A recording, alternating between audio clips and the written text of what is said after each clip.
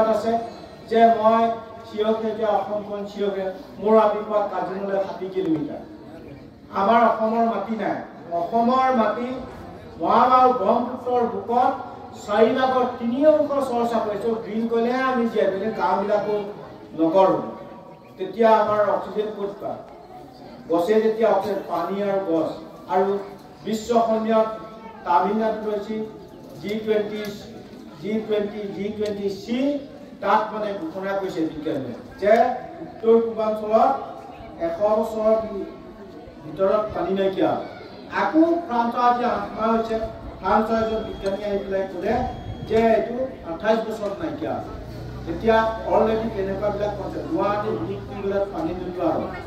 আৰু বাকীবোৰ যিমান জলসিঞ্চন প্ৰকল্প কৈছে ক্ৰমান্বয়ে পানী লেভেলটো নাই তললৈ নাইকিয়া হ'ব আমি ভাবোঁ সদায় এণ্টাৰ্কটিকাতে বৰফ থাকে মেৰুতে বৰফ থাকে হিমালয়তে বৰফ থাকে সেইটো সাগৰৰ মাজতো বৰফ থাকে সেই বৰফটো কি হৈছে গোলকীয় উষ্ণতা উত্তপ্ত পৰিস্থিতি যেতিয়া সৃষ্টি হয় তেতিয়া সেই বৰফবিলাক যেতিয়া তুফান আহে পৃথিৱীৰ বিভিন্ন পৰ্বত পাহাৰত এটেক হয় ৰিটাৰ্ণ টু বেক ধাৰাসাৰ গৰম বৰফবিলাক পৰে পৰাৰ কাৰণে নদ নদীবিলাকৰ খৰস্ৰোতাটো বেছি হৈ গৈছে পৰাৰ কাৰণে এইটো প্ৰবল ৰূপ ধাৰণ কৰিছে যাৰ বাবে এতিয়া পৃথিৱীত মানুহ বেছি হৈছে কিন্তু পৃথিৱীৰ আয়তন কমি গৈছে সেইকাৰণে আমি গছ গছনি ৰুই পেলাই চিৰসেউজীয়া কৰি গৰাখহনীয়া ৰোধ কৰা সকলোৱে আৰু বিজ্ঞানসন্মতভাৱে আপোনালোকে চাব ঘৰটো চাব পৰীক্ষা কৰিব মকালবাহটোৱে ওপৰলৈ যিমান ওখ হয় তললৈ শিপা সিমান যায় ব্ৰহ্মপুত্ৰ উত্তৰে দক্ষিণে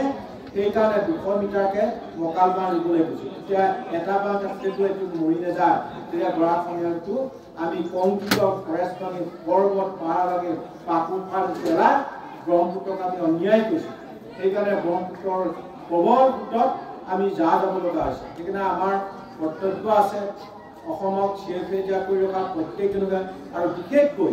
আপোনাৰ প্ৰাক্তন ছাত্ৰ ছাত্ৰীৰ নতুন ছাত্ৰ ছাত্ৰী আগত কি কৰিছিল আগত কেক কাটি জন্মতিথি পালন কৰিছিল এতিয়া কেকৰ বলি এজোপা গছ পুলি ৰুব লাগিব বিয়াই সভাই এজোপাকৈ গছ পুলি যিমানবোৰ বন্ধু বান্ধৱী মাতিব এজোপাকৈ গছ পুলি ৰুই চিৰসেউজীয়া অসমখন চিৰসেউজীয়া পৃথিৱীখন চিৰসেউজীয়া কৰা প্ৰত্যেকজন ব্যক্তিৰ কৰ্তব্য মই মোৰ অকলে কৰ্তব্য নহয় সেইকাৰণে মই মোৰ কৰা কামবোৰ মই কৰি যাম যিমান দিন থাকোঁ ভাৰতীয় ছাত্ৰ ছাত্ৰী পৃথিৱীৰ ছাত্ৰ ছাত্ৰী 800 কোটি মানুহ ল'ৰা ছোৱালীৰ মোৰে সিহঁতক পৃথিৱীক ভাল পাবলৈ শিক্ষা দিয়াটো মোৰ কৰ্তব্য কাৰণ মই মোৰ হাবিত দেখিছোঁ বিশ্বৰ যিমান দেশৰ বোটানিকেল বিভাগৰ প্ৰফেচাৰ ছাত্ৰ ছাত্ৰী বাই কেল গছৰ নাম জানে গছটো চিনি নাপায় নহয় তেতিয়া আমাৰ ল'ৰা ছোৱালীবিলাক দুখ নাই ন আপোনালোকৰ গোলাঘাট ছায়েন্স কলেজত অধ্যক্ষ সুধিছিলে গুণাৰাম কণিকৰ ছাৰ থাকোঁতে মেকু মাতিছিলে গুণাৰাম কণিকৰ ছাৰে 4জোপা গছ আনিছিলে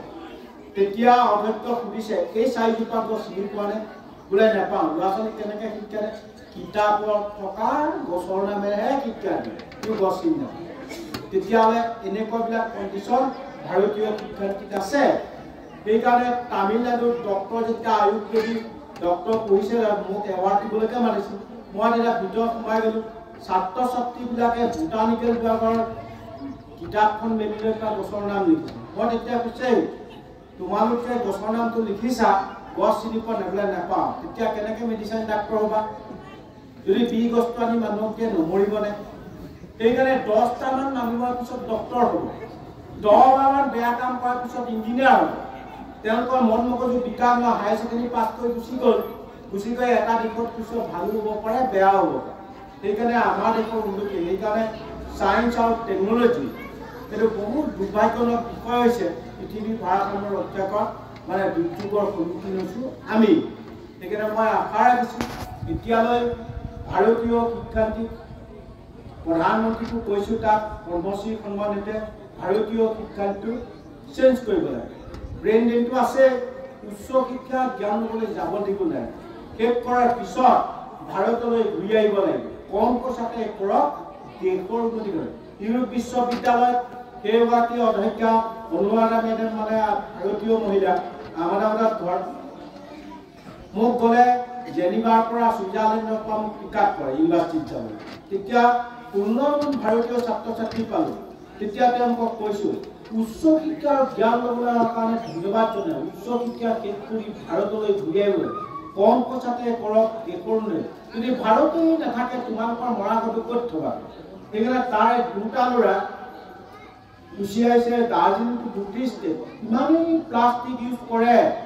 40 ফুট দলৈকে প্লাষ্টিক আছে যাৰ মানে কাঞ্চনজংঘা বা হিমালয় গছ গছনি মৰি গৈছে পানী টানিব নোৱাৰে গছবোৰ মৰি গৈছে। এই দুটা ল'ৰা ঘূৰি আহি ইঞ্জিনিয়াৰ পাছ কৰি 2 বছৰ চাকৰি কৰি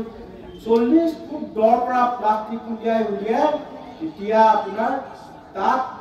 550 পুলি মৰা হ'লে ৰুইছিল। এতিয়া দাৰ্জিলিঙত চিপু খাব নেকি চব বেন কৰি দিছে। এতিয়া অসমত আমি এইটো কিয় ল'ব লাগে আৰু দক্ষিণ ভাৰতত বম্বে দিল্লীত এতিয়া এইটো প্লাষ্টিকৰ বটল নাপাব চিচাৰ গিলাচ চিচাৰ বটল যে উত্তৰ পূৰ্বাঞ্চলত আপোনালোকে এইটো অনুভৱ কৰা নাই কাৰণ গাঁৱৰ মাজত আছে। মই ব্ৰহ্মপুত্ৰৰ মাজত থাকি দেখিছোঁ জাৰ্চি গৰুবোৰ যেতিয়া মৰিব পানীত পেলাই দিয়ে তাৰপৰা কিয় মৰিলে মৰাৰ পিছত 5 কিলোকে প্লাষ্টিক উলিয়াইছে পেটত প্লাষ্টিক ওলাইছে তেনেকুৱাবিলাক কণ্ডিশ্যন আছে। সেইকাৰণে উত্তৰ পূৰ্বাঞ্চলত বিশেষকৈ আমাৰ কি বাঁহৰ অভাৱ আছে। আমাৰ উত্তৰ পূৰ্বাঞ্চলত বাঁহ এডাল বাঁহত কিমানকৈ বিকে বুলি ভাবিছে। বম্বে নিছে এডাল বাঁহত 100 টকা নি পেলাই তাহাঁতে 3000 টকা কামানি কৰে। তেতিয়া চাওকচোন আমি 100 টকা পালে বহুত পালোঁ বুলি ভাবে